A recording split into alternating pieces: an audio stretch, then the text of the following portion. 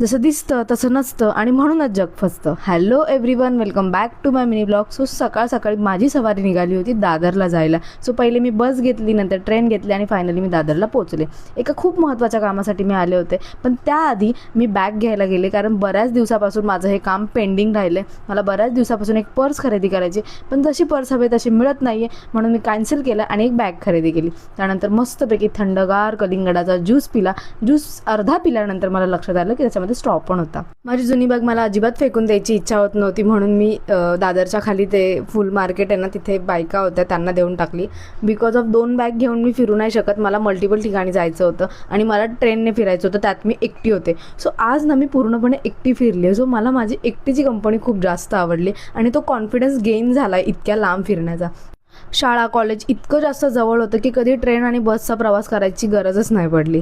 त्यानंतर मला इतकी जास्त भूक लागलेली, कारण की सगळीकडे चालतच फिरले होते आणि प्रचंड भूक लागलेली. मग मस्तपैकी एका हॉटेलमध्ये आले आणि सिरियसली यार मी एकटी आले होते इथे. मला खूप प्रचंड भूक लागलेली होती, म्हणून मी स्टार्टर वगैरे ऑर्डर केलं नाही, डायरेक्ट मेन कोर्स ऑर्डर केला. अशा तऱ्हेने सगळी कामं आटपून मी बॅक टू होम निघाले. सो असा होता माझा आजचा दिवस. Thank you so much for watching. Bye bye.